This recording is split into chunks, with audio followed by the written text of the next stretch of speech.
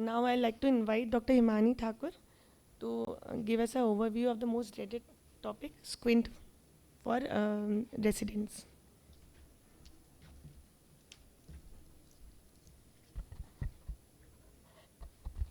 A very good morning, everyone. I would like to start by thanking Dr. Saloni for the opportunity. I'll be discussing squint secrets, precision, and eye alignment. So, the most important aspect, like any other speciality, is history. You have to ask whether the strabismus was acute or gradual. What was the frequency of deviation? Is it constant or intermittent? Is it unilateral or alternating? Is there any diurnal variation or progression or any cyclic nature of the disease? Does the patient have diplopia? And how is the deviation changing with spectacles? Any history of developmental delay, any systemic, any neurological history, any family history, and birth history also is important when we are concerned with strabismus. So, the most important aspect of the examination is visual acuity assessment, diffraction, and detection of amblyopia. Next is the motor examination, sensory, and the supplementary tests. I'll be discussing the motor, sensory, and supplementary examination today. So the first thing is to establish whether the strabismus is true or pseudo. So we have to do a careful adnexal and angle kappa assessment. Pseudo-exotropia presents in cases of hypertelorism and positive angle kappa, and cases with telecanthus and epicanthus and negative angle kappa most commonly presents as pseudo-esotropia. But we have to know that this is apparent squint and not true squint. A motor alignment or motor adaptation to avoid diplopia is head posture. Head posture depends upon the axis of the deviation. It can be chin up and chin down, face turns, and tilts. Whenever we do a squint workup, the most important thing is how we are assessing the extraocular movement. So, this is the primary gaze, and this is the dextroversion, levoversion, circumversion, dorsumversion, and all these 9 gazes are important, and we have to look for any limitation of movement in any particular gaze, and then we can grade it according to point system. Next, we are concerned with the cover and uncover test. The prerequisites are that the patient should be able to fixate and should have a central fixation. Also, any gross motility defect would limit our findings. So, in a cover test, what we do is we cover the fixing eye and look for the movement of the squinting eye. In uncover test, we can put occluder on any eye. So this is the undercover test while we observe what is happening undercover, and uncover test is how the eye comes back or how the eye reacts when the cover is removed. Deviation can be measured objectively or subjectively. Objective tests, the most commonly that we use are prism bar cover test. So we have to remember that prisms can be of two type, glass or plastic. The apex is put towards the deviation. Like this was the case of exotropia. So we have put a base in prism.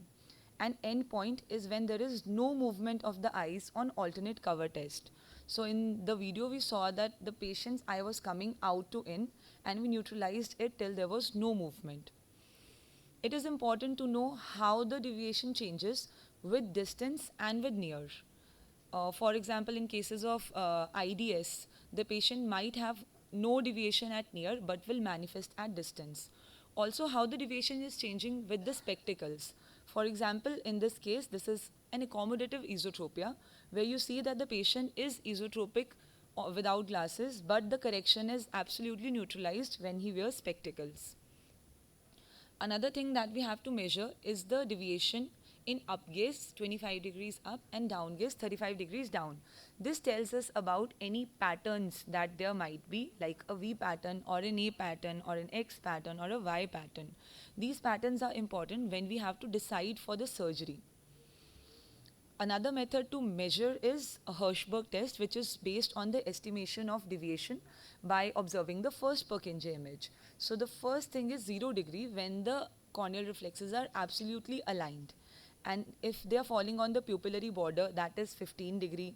Between pupillary border and limbus is 30, and at the limbus is 45 degree.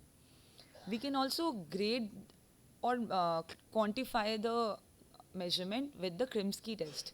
In a Krimsky test, it is a corneal reflection test, but a prism is also being used. So prism is placed over the squinting eye, and we need to neutralize it using a prism. A modified Krimsky way is a modified version of the test where we, in spite of the deviating eye, we place the prism over the fixing eye, and we see how the eye is moving as we are neutralizing it with the prism. So we see now the eye is centered, which was initially in esotropia. Now the sensory examination again consists of visual acuity, Bagolini, word 4 dot, synoptophore, diplopia charting, and tests for stereopsis. So Bagolini's striated glasses are a pair of plano glasses with striations that are 45 and 135 degree. So what we are going to do is we are going to convert a point source into a line source of light. This is the least dissociative and the most physiological test. So this is how the patient might interpret the test. So we ask the patient or tell him to draw whatever he's seeing. This is a normal symmetric cross response. It is seen in orthotropic patients or heterophoric abnormal retinal correspondence. Asymmetric cross response will be seen like this, where the cross is asymmetric. In cases of central suppression scotoma, the center part would be missing, and in cases of a suppression response, the suppressed eye image would not be seen. Word 4 dot is based on red-green color dissociation. We wear a red-green glass, red over right eye, and these 4 dots arranged in rhomboid pattern have to be seen. So these are also interpreted in a similar manner, where all the dots would be seen in cases of orthotropic, in cases of orthotropia, and in cases of suppression, the counterpart eye would be suppressed. Like in left suppression, the patient will only be seeing the right colors, that is red, and in right suppression, the green colors. In exo and ESO deviation, patient will perceive diplopia. So in ESO, there will be cross diplopia. In exo, there will be cross diplopia, and ESO, there will be uncrossed diplopia. Synoptophore is an instrument which is based on the haploscopic principle, where there is mechanical dissociation of two eyes by means of two optical tubes with angled mirrors. So it has multiple uses and is a separate topic altogether. It has diagnostic uses in the measurement of deviation, fusion ranges, binocularity, retinal correspondence, and therapeutic uses in cases of fusional vergence exercises, treatment of anomalous retinal correspondence, and amblyopia therapy. So these are some of the slides that are very commonly used in synoptophore. So in cases of simultaneous perception, one eye sees the cage, the other eye sees the lion, and if the patient can perceive simultaneously, he sees a lion in the cage. In fusion slides, they are slightly disparate slides. When seen binocularly, the patient would be able to see the complete image. And stereopsis slide, with both the eyes binocularly, patient will have a 3D perception. Next is the diplopia charting. So how we do it, we usually take a streak and the patient, the test is done in a dark room. We use red-green glasses, again red in front of right eye. It is done at 1 meter distance. So there are two ways to do it. Either you project light on the screen or directly onto the patient. And then the patient is asked to draw what he sees. So if this is the right and this is the left, and I am drawing as a patient, so in cases of right LR palsy, we see that the diplopia would be maximum in the right case. The tests for stereopsis are for near TNO test, Titmus stereofly test, Randot test, Lang's pencil test, and for distance Frisbee-Davison, distance Randot test. So Lang's 2-pencil test is a very common bedside test. It is a gross method. What you do is you tell the patient to point his pen to your pen. It can be done in a vertical or a horizontal fashion. The TNO test is based on anaglyph principle, where we use red-green glasses, and the plates are such that using complementary colors, in binocular patient, they'll be able to perceive a 3D image. So they have gross stereopsis plates, suppression plates, and even the quantitative plates from 480 to 15 seconds of arc.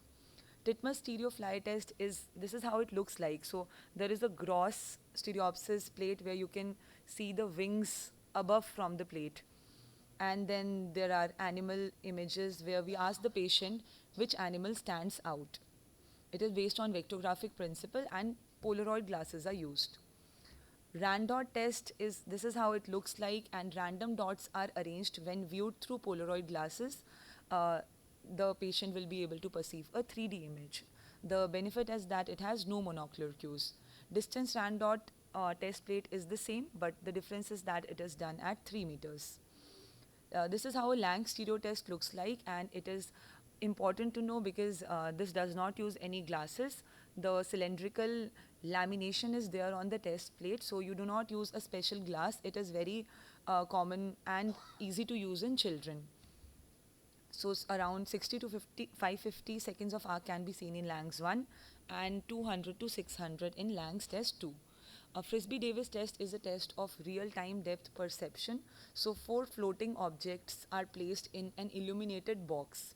Now there is a modified new Frisbee-Davis test where they have removed the cabinet type of structure and the targets are unchanged, and we move this frame is moved.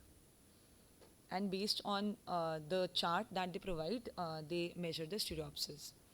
Supplementary tests are a lot, but I'll be touching only a few. So AC by ratio, torsion, Parkes 3-step test, Hess charting, force reduction test, and AFGT.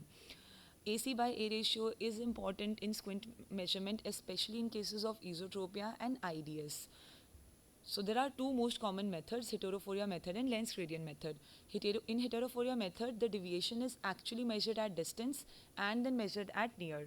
In lens gradient method, we do not change the patient, but we use lenses to change the accommodative status. So minus glasses will increase accommodation and plus glasses will decrease accommodation. Torsion can be measured using indirect ophthalmoscope, fundus photograph, blind spot charting, or by double Maddox rod, Bagolini, and synoptophore. So normally, fovea is located at between midpoint of disc and the lower border. So if that is above that, that is encyclotorsion, and if it is below that, that is excyclotorsion. So using AI and a protractor, you can actually measure how much is the amount of torsion. Again, double Maddox rod test is used to measure cyclodeviation. So these rods are aligned with the 90-degree mark, and this is how the patient perceives it. So what we have to do is we have to ask the patient to rotate the rods until both the lines are parallel. So this is a Hess screen. It is based on haploscopic principle. The central field is 13 degree, outer 30, and each square marks 5 degree. So this is a metallic screen. Patient wears red-green goggles, green over the eye to be tested. So the patient has a red light which is illuminated by the examiner, and patient is asked to place his green light over the red. Thank you so much.